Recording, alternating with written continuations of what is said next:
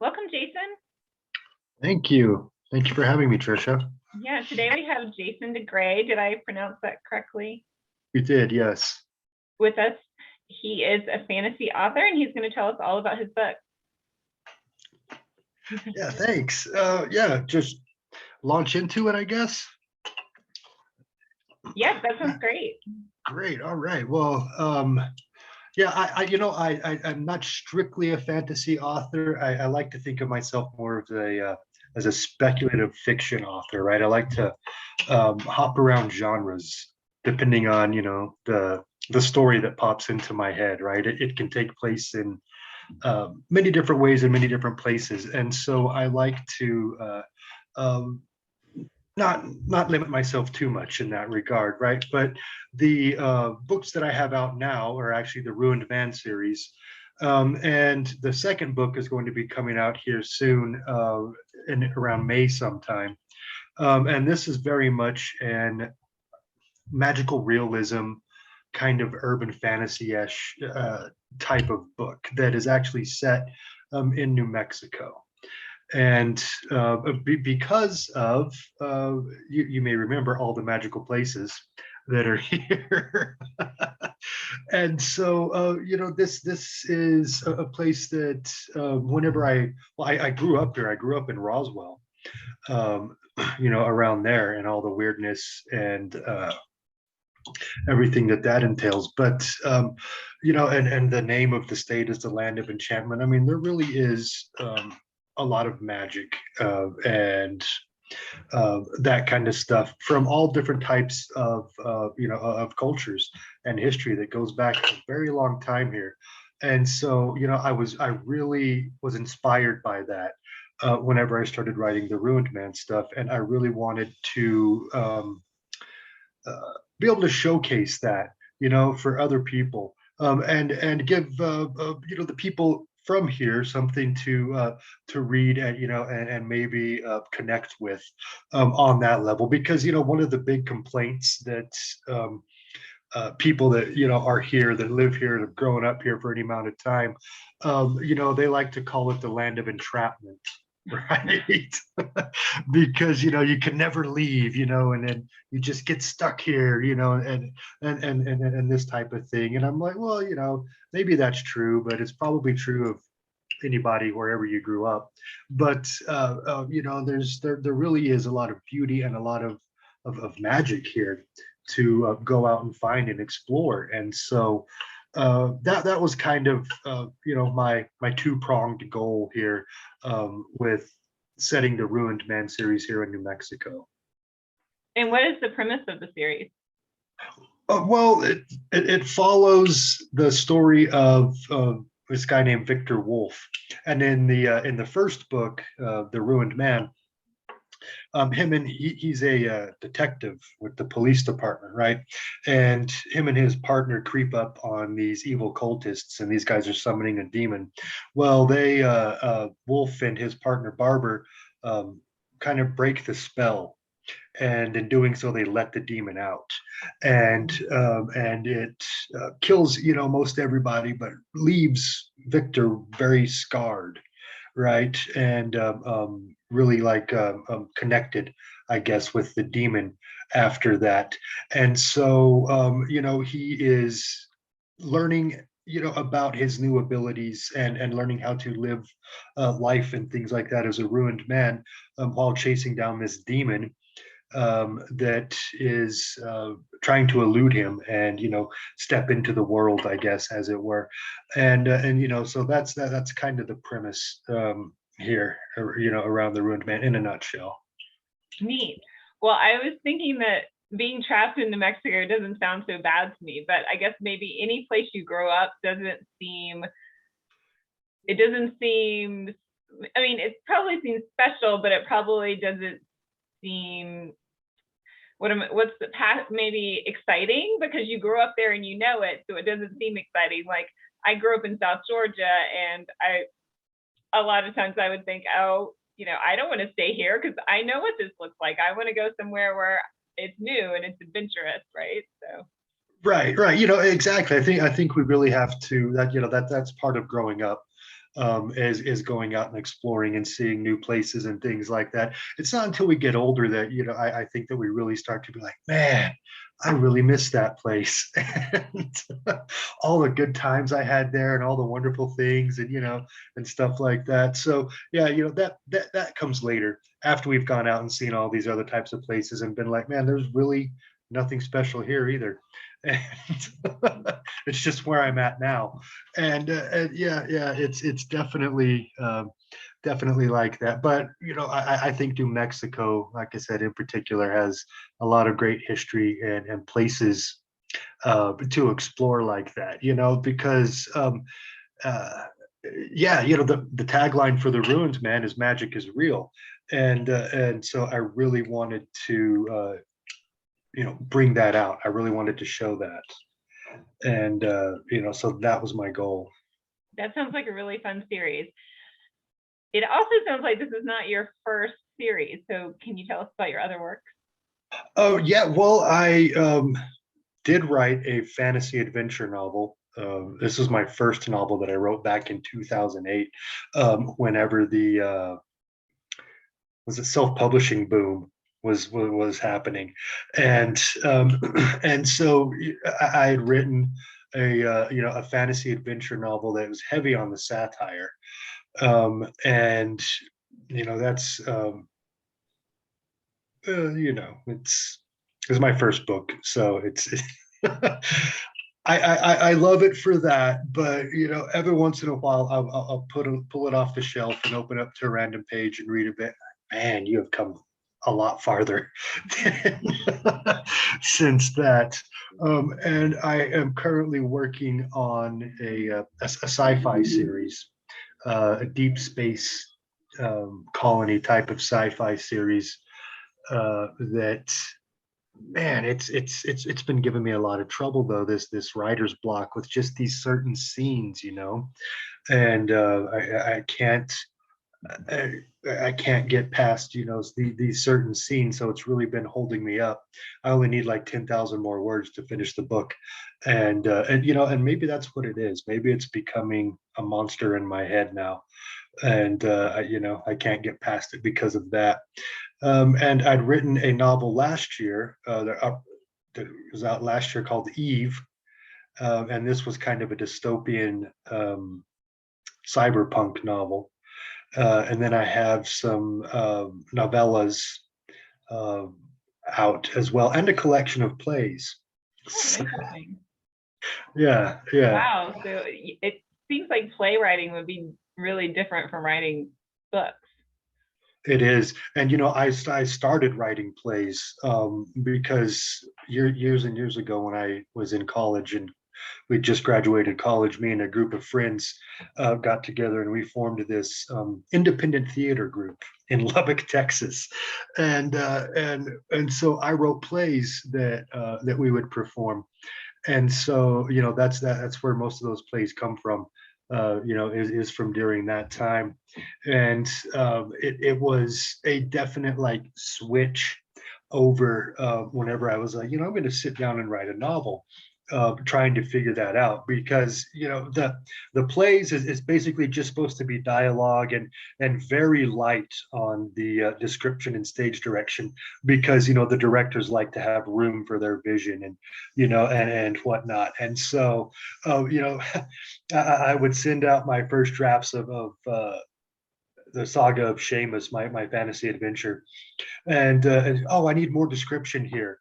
And I'm like, what do you mean you need more description? Can't you just fill it in? Like, what do you mean? It's like it's mostly dialogue. I was like, I know that's.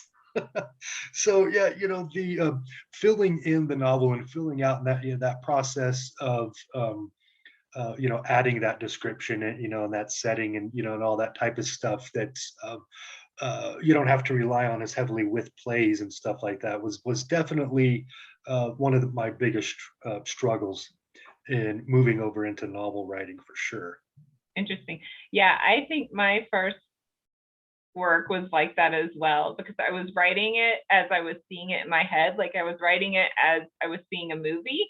So I was seeing it. So I didn't need that extra description. It was really heavy on the dialogue as well. And my editor sent it back the same as you, like, okay, let's describe this a little more and let's talk a little less. Right. Right. My Oh, like 180,000 manuscripts. She was like, okay, this is 2 books, and let's take out like 20,000 words here. right. Yeah, yeah. Man, I don't understand. How do you do that? I mean, 180,000 words. I am struggling to get 60, 75,000 words out of one book most of the time. I'm like going back and trying to expand on things and add scenes in and stuff like that to make it bigger. I mean, how so yeah, I often wonder, like, how do people that can sit down and write that, like that, what's that like from that end? I mean, it's something that I really do wonder about. Well, I did it over like 8 years though. So those of me like writing an hour in the evening every night. So I just kept the storyline going over that long period of time.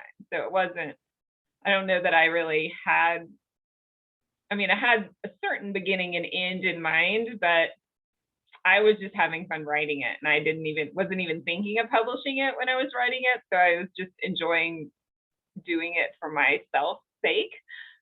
I guess instead of watching TV or reading another book, I was just writing my story. Yeah. Oh, okay. Okay. Yeah. Yeah. Well, that makes sense. Yeah. Cause, or like, for instance, back when I was into Game of Thrones and reading Game of Thrones and trying to find out when George Orwell was going to be coming out with the next book and all of that, I'd come across an article or an interview or something, and he was talking about, oh yeah, I've written like 400,000 words on, the rest of the series, but it's not done yet. I'm like, what do you mean? That's like 5 books, dude. Yeah, that's a lot. And I don't think he's done with that series yet, right? No, I don't think he is either. But yeah, I don't know. I think its time might have passed with all that HBO stuff. But yeah, I was really wanting to, know, and I was like, 400,000 words and it's not done yet. Like, wow, man, if only, like, yeah, because no, that one, it really is one of my struggles, like, making it, fill out to a word, like, the difference between a novel and a novella is like, 25 to 40,000 words, and I'm always like writing, trying to hit that 40,000 mark so I can consider it a novel. Yeah, it's a struggle. So I don't know, maybe it's a holdover from my playwriting days. Yeah, it could be like it short and tight, right? Right. And it sounds like a lot of your inspiration comes from the land and nature in New Mexico. Can you talk a little bit more about that? Oh yeah, I mean, there's definitely a lot of that. I mean, a lot of the settings and stuff like that in the Ruined Man are places like, that I'd been to, or been around and stuff like that growing up a lot, that really left an impression on me. For instance, in the Ruined Man, in the first novel, there's this little town. If you get off of I-40, at Klein's Corners outside of Albuquerque, and go down towards Roswell, there's this creepy little ghost town called Encino, and this town has always given me the creeps. I mean, even as a kid, we would be driving up, going from Roswell to Albuquerque for some reason, and we'd be going through Encino, and it was just always like this really creepy, like had this really creepy vibe. And for the longest time, it's now closed, but there's one gas station there, and that was it. And we would stop at that gas station sometimes, and you can get out, and some places have this uh really thick silence to it. You know what I'm saying? It's like a blanket of silence, over this place, and that's the kind of vibe that I would get from Encino. And yeah, it was just really unsettling. And so this was one of the settings and stuff like that that I built into it, because it had affected me so much. And and a lot of um, that's what a lot of the settings and places and stuff in the Ruined Man series um, actually is places that really had an effect on me. For instance, it's more focused on this upcoming novel, The Dark Goddess, was the Jemez Springs and the Jemez Pueblo that are right by each other. I mean, totally magical places, and crazy Buddhist monastery right there in Jemez Springs that you don't expect to find, and right next to a Catholic monastery, and I mean, so yeah, it's really interesting, and magical, in a way, and these are the places that have really left an impression on me, and so and even the city of Albuquerque itself.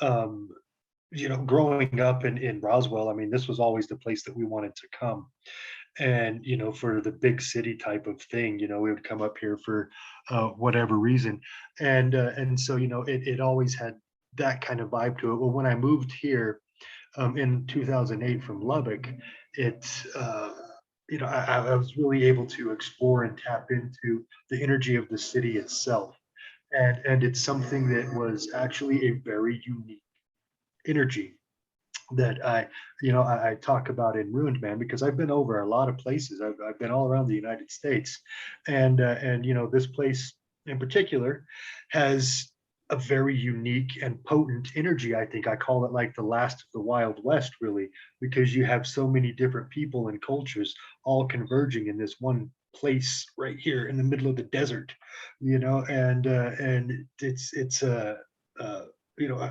a crazy and exciting and volatile melting pot, in a lot of ways. And New Mexico is full of places just like that. Like the ghost towns like Encino, or the weird little quirky places like Jemez Springs, or like I said, this volatile melting pot of Albuquerque, or even Las Cruces or Roswell, for that, the aliens and all that type of stuff.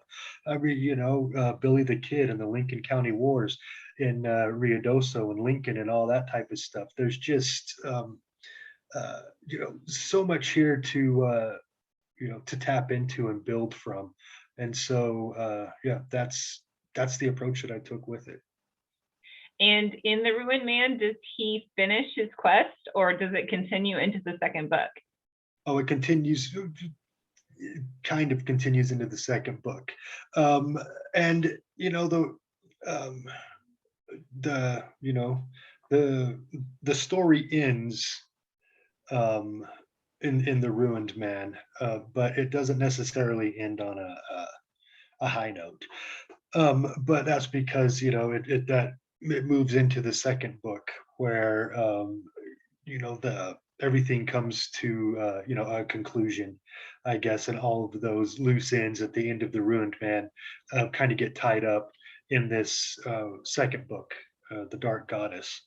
And so it's these two books are really a 15-year journey for Victor Wolf. Oh, wow. And yeah, and so it's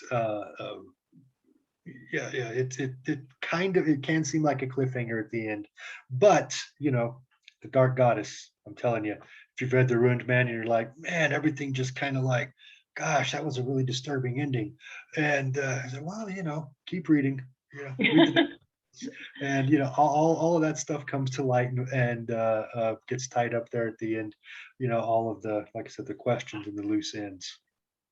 So The Dark Goddess wraps up the series then, for all those people who are worried. Well, it wraps up this part of the story. One of the themes in The Ruined Man, and one of the things that this demon that gets out is seeking, is this book that this ancient grimoire that's called Power, right? And in the Ruined Man world, there are actually three books. There's Power, there's Desire, and there's Life. And so these first two books deal with the book Power, and so the story around that gets wrapped up. in these first two books. But I'm planning on continuing the series down the line, and really finishing up with the other two books as well. So the Desire and Life, and making that the overall Ruined Man series. So yeah, it's a 6-part trilogy. Neat. And so why are these books so special? Can you tell us that? I know that one's called Power, but what power or what role do they play? Well, because these are the only grimoires, the only magical tomes in history that actually work. Oh, okay. Everything else has been copied from it and had been diluted, and it's not exactly uh, on point. But Power, and and these 3 books were actually written by uh, the Watchers thousands and thousands of years ago, and these were the only books on magic that actually produced magic. And so that's what makes them so powerful. If you get your hands on it, it's a very big thing. And so all these weird occult groups and societies that the Ruined Man deals with are actually going at each other, trying to get these books. Okay, so whoever has the books has the power or has the magic, right? Right. That's very cool. That's a really unique storyline that I haven't heard before. So yeah, thanks. Yeah, I think a lot of people will want to tune into that, so I'm gonna put it on my TBR, definitely. Oh, well, thank you. Yes. Yeah, thanks. Yeah, it's on Amazon Kindle, I think right now. Is where the publishers have it. And I'm trying to get through the set of edits so we can get the Dark Goddess out. But yeah, so I'm working hard, and stay tuned for that for sure. Awesome. So my next question is, and you've talked a little bit about this, is my favorite question for all my authors. What do you want people to experience or get out of reading your books, no matter which one of their books you pick, or which one of your books they pick up? My favorite books that I read are the ones that stay with me. The ones that after I'm done reading, I don't want to leave the world, and I can, or when I'm not reading the book, I have to go and do something else and put it down. I can still stay in that world, and that's really what I want to create. It's to me that's one of the best you know types of magic to come out of reading, is the ability to really do that, and to as an author, be able to invite that reader in and have them like actually in that world for a time. And these are the ones that have stuck with me, like I said, and the books that I go back and reread and things like that still are the books that have done this for me. And so that's really what I strive for when I'm writing, and really what I would hope at the very least the readers that come across my books get out of it. Yeah, I got chill bumps because those are the books that I love too. I mean, just getting lost in the world of whatever the author has produced for you is an amazing feeling. So yeah. Yeah, very, very much is. Which are those books for you? What inspires you, or which authors inspire you? Oh, well, I mean, there's Philip K. Dick for sure. He's right up there at the top of my list. He can just pull me right in with a lot of his stuff. There's this another author. He was a pulp writer. His name was Robert E. Howard. He actually was the guy that created Conan. And his writing is like that too. It's vibrant, and can pull you right in, and and keep you there. And of course, J.R.R. Tolkien, and George R.R. Martin with the specifically the Game of Thrones stuff. I was right there with it, and into it for a long time. And so those, off the top of my head, are probably the ones. And then something like outside the realm of that, but something that I go back and read all the time is The Alchemist by Paulo Coelho. I reread that a couple times a year. Well, I have two new names to add to my list and others that I'm a fan of as well. So that's awesome. Where can we find you in your books? You mentioned on Amazon. You mentioned on Amazon. What is your website? JasonDeGray.com. Okay. Is my website, and I am also on Facebook.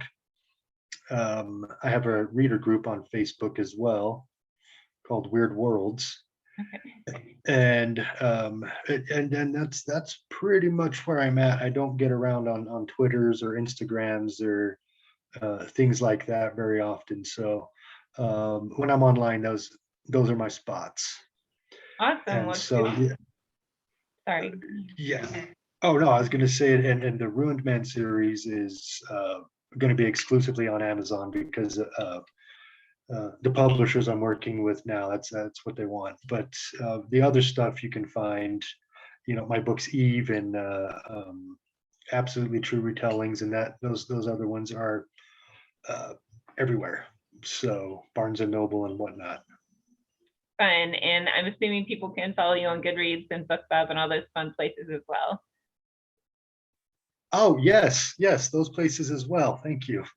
Yeah. Well, I mean, it's great to focus your time. If you only have so much time to be on social media and interact, it's good that you can focus on one Facebook group and talk to people who want to talk about your book. Right. Yeah, exactly. That was the idea. Makes total sense. Well, thank you for being here today. I love talking to you, and I can't wait to visit New Mexico. It's on my list. Awesome. Yes, I'll tell you all the best spots. So great. I will hit you up for that. All right. Thank you, Tricia. Have a good one.